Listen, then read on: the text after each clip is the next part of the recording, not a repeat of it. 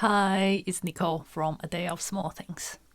For those who are new here, hello, and for those who haven't heard, I am doing a master's degree in English literature at Durham University in England in the UK. This was where I left you in my last uni vlog, this backdrop and this chair.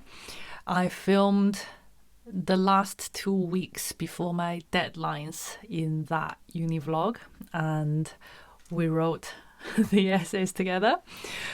Since then, I had a good summer. We had September together, and now the new academic year has started, and this is the beginning of our new academic year and our new uni vlogs. How is everyone doing?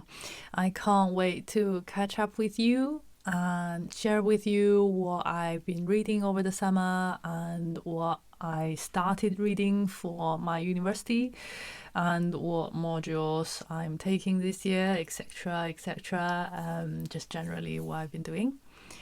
How are you doing? What have you been doing over the summer? What have you been reading? I look forward to taking you along with my journey for the second year of my master's degree. Today is a study day. I am preparing for the second seminar. The beginning of the term has been a blur. I can't believe I'm already preparing for the second seminar, but I am. I'm reading The Tempest by Shakespeare, Utopia by Thomas More, and a few 20th and 21st century essays on the topic of colonialism and decolonialization. Would you like to have a guess which one I find more challenging? I have no problem thinking about how power is gained and used by literature and education when I think about The Tempest and the discussion about governing a country in Utopia, for example. But I'm really struggling to understand the essays on those subjects. So that's what I'm going to work on today. The professor gave us some questions to think about beforehand, and we'll be discussing in the seminar.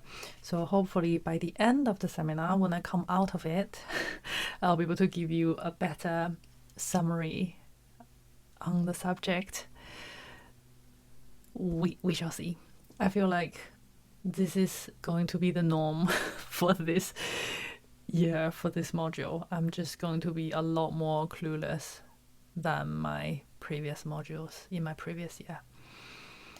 But that's in retrospective. Last year, at this time last year, if you ask me what I think about my modules, I was equally clueless. So we shall see. I should tell you, the module I chose for this year is called The Uses of Literature from Power to Pleasure. It's basically how we, society, uses literature in various ways, and we started with power, and a lot of politics are involved, and I'm really not very good at it.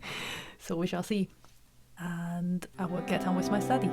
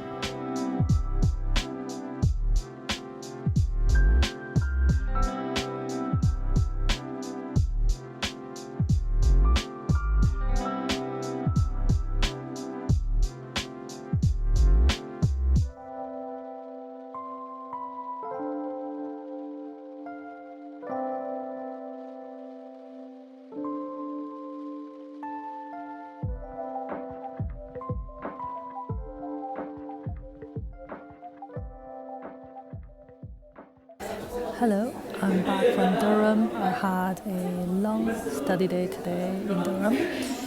I am now back home. I'm in a collaborative study space in a library. That's why there's a general hum in the background. It's 6:20 in the evening. I'm quite surprised how many students are still here. So I guess it's good, but it's incredibly hard to find a space in public to speak to you without looking completely mad. So this is the best I can do. This is the best space I can find to film this. So excuse the general background noise. A few things I want to tell you about. First of all, just generally about my course. I haven't told you much about my course and what's going to happen this year. Secondly, what I did today, what I studied today, and all the seminars I went to. Thirdly, a little rant about academic writing. I have a lot to say about academic writing from this week's reading. And lastly, I'm going to tell you what I'm going to do for the next couple of weeks until the next sets of seminars. So, first of all, my new academic year. So I have 2 modules this coming year, academic year 25 to 26. For those who are new here, I did 1 year master. I did 1 year of my degree last year already, so this is my 2nd year. So last year I did 2 modules, narrative transformation, which is from antiquity to medieval to Renaissance stuff. I enjoyed it very much. And then the second one was creative nonfiction. So those were from last year and those are done and dusted. So this coming year I'm doing 1 module which is called The Uses of Literature from Power to Pleasure. The second module is my dissertation module. So basically there are only 3 modules that are kind of taught and 1 compulsory, obviously, dissertation module. So I'm doing 1 taught module and 1 dissertation module this year. So that's the general shape. And similar to last year, I will be writing essays and obviously I'll be writing a much bigger project, which is my dissertation at the same time. So I'll have a deadline, 2 deadlines in January, 1 essay for the uses of literature, 1 deadline for my dissertation research proposal, and then another deadline in May, same as last year, for the 2nd essay for the uses of literature, and then the last deadline, which is in September, I think, which is for my dissertation.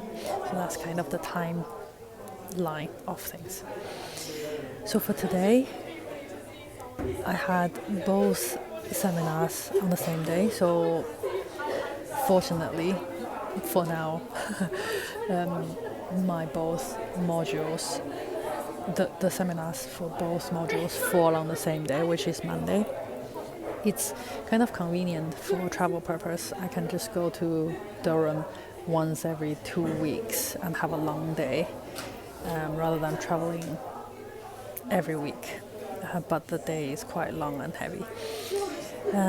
So we had the seminar on how to write a dissertation research proposal in the morning, which is really helpful. Not much to say about that. I just need to get on with it. I have some ideas about what I want to do for my dissertation. I might talk more about that later on. It's only October. There are many weeks before the dissertation proposal has to be handed in, but it's actually not that far, considering how much research need to go into it. But at the same time, like last year, I'm not quite sure how much I can tell you about it. Is it going to break university rules? So I will try to share in a vague but still interesting way. Sorry about that. The second seminar is the uses of literature, and we were talking about colonialism and how literature is used in colonialism in general. So the core text for today is the Tempest. I'm sure you, I'm sure a lot of you know what Tempest is about vaguely. This guy called Prospero, he is the Duke of Milan, and because he's so obsessed with his study in his library, he was usurped by his brother called Antonio, and he was exiled to this island with his 3-year-old daughter. So he gone to this island, there's his daughter, there's a spirit called Ariel, and there's a monster slave called Caliban. So it's him and these 3 inhabitants on this island with him for 12 years until this point at the beginning of the play. A storm shipwrecked a group of people onto his island who are the culprits, basically, who were responsible for his exile, for his miserable life on this island, and he wants revenge. This is kind of the general kind of beginning of the story of the play. So you can tell already, because Prospero arrived on this island, and this island was already inhabited by Caliban and Ariel, and because of Prospero has all this learning and magic, he took over this island, especially kind of enslaved Caliban. So therefore, Prospero plays the role of the master, and Caliban plays the role of the subject. And this dynamic, the relationship between Prospero and Caliban, is the main focus.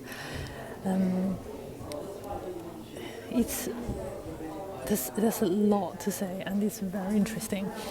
I just want to read you a little bit from Act 1, Scene 2 to show you this dynamic between Caliban and Prospero, and for you to just some food for thought to think about who is in the right, who's responsible. Is Prospero a cruel, violent master? Is Caliban a innocent, abused, wronged party? Obviously, it's a lot more complicated than that, but it's just very, very interesting to think about. So I will read you it. So this is Caliban. This island's mine by Sycorax, my mother, which thou takest from me. When thou camest first, thou strokest me and made much of me, wouldst give me water with berries in it, and teach me how to name the bigger light, and how the less that burn by day and night. And then I loved thee, and showed thee all the qualities of the isle, the fresh springs, brine pits, barren place and fertile. Cursed be I that did so. All the charms of Sycorax, toads, beetles, bats, light on you, for I am all the subjects that you have, which first was my own king. And here you style me in this hard rock, whilst you do keep from me the rest of the island. Prospero says, thou most lying slave, whom stripes may move, not kindness. I have used thee filth as thou art, with humane care, and lodge thee in mine own cell, till thou didst seek to violate the honour of my child. So you see, there's a lot of things happening here. Prospero did say he started with humane care and lodged Caliban in his own home. So he kind of started with kindness, but something went wrong. Obviously, Caliban tried to rape Miranda, Prospero's daughter. But even from Caliban's point of view, this is not just Prospero making things up, fictional. Caliban's account kind of support what Prospero said. When Prospero first came, he tried to teach him. Miranda later talked about teach him language, but Prospero tried to teach him how to name the bigger light and the lesser light, the sun and the moon, and kind of teach him things in general. And then Caliban responded with love. I really love that little line. It says, "Then I loved thee." But obviously everything went wrong after that. So yeah, how do you think about that power dynamic? And obviously now, none of that kind of kindness or like love exists anymore. All that happens between them are curses, basically threats and curses. Just something to think about. It's very interesting.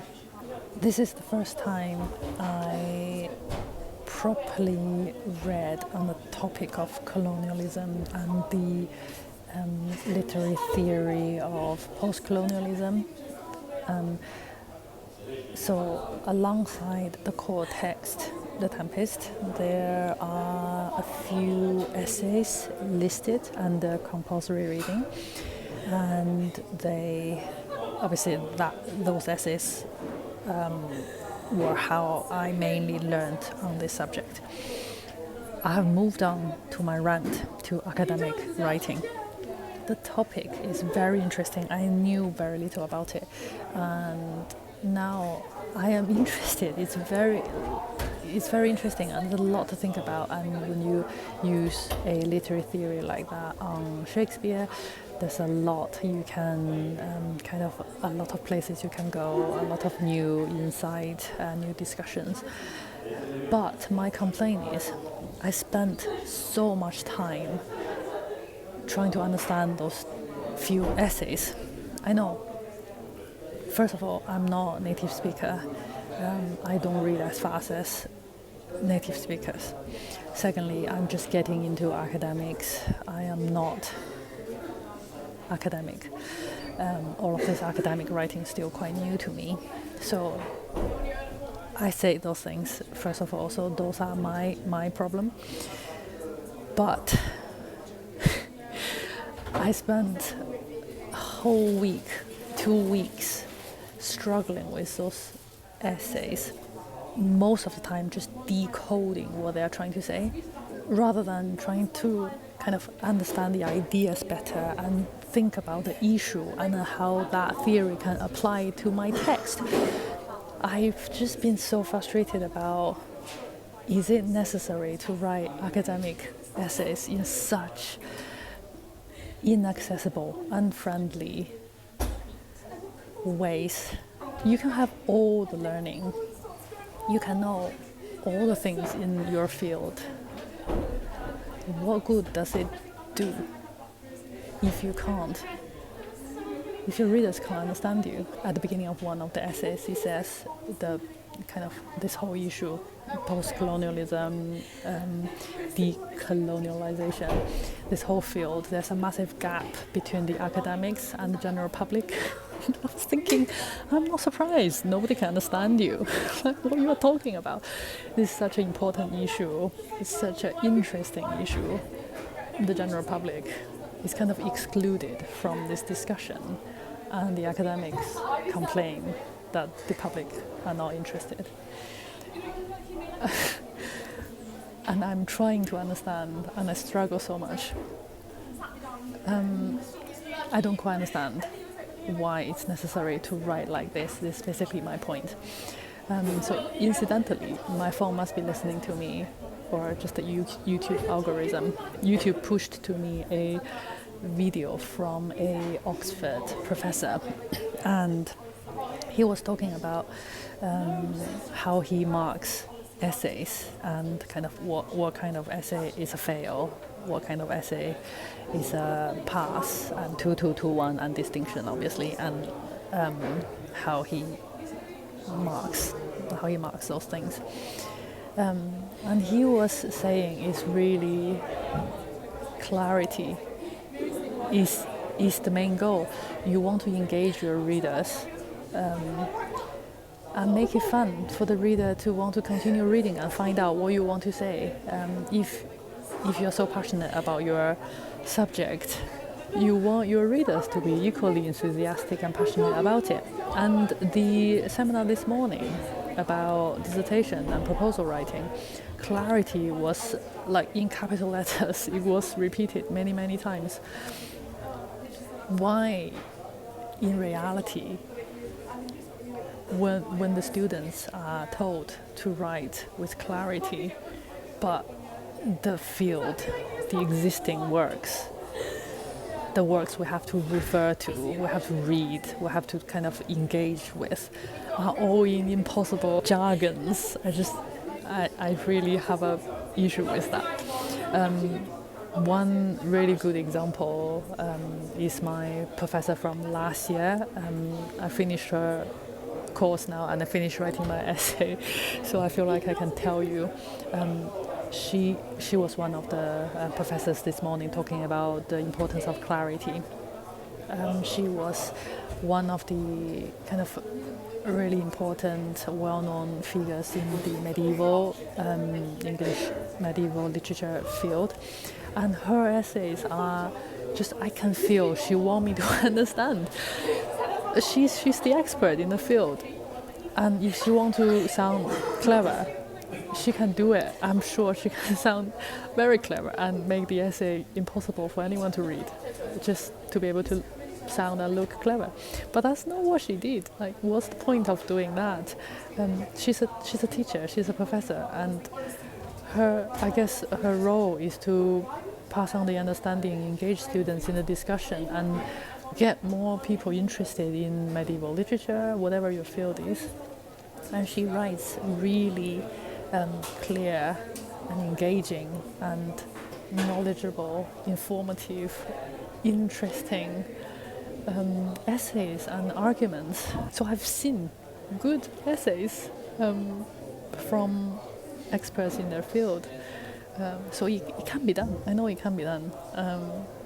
And this is today is I don't know what day it is, 20th of October. This is the day I made the promise to you all. I made the promise to the world. If I ever become a scholar of anything, if I ever become an academic who publish essays in journals, who do presentations in conferences, I promise you, I will not be writing essays in like such unfriendly, kind of elite, impossible ways. I want people who hear me, who read me, to feel my passion, to understand what I'm talking about, and then get engaged and interested. I promise I will do that. End of rant. Before I go, lastly, the plans for the next couple of weeks. I need to start doing some brain dumping and mind mapping for my dissertation proposal. So that's one thing. And secondly, the next seminar, the Uses of Literature seminar, we're going to look at a contemporary novel, I think it's from 2024, called Enter Ghost, by a British Palestinian author. about a British Palestinian actress who went to Palestine and then played two roles in the production of Hamlet. And I think the topic of the seminar is called Resistance. I've started reading that novel already, it's very good. So look forward to discussing that. I'm sure there will be more impossible essays coming my way. I will keep you posted on that. So that's all for today. Thank you for coming along. See you in the next one.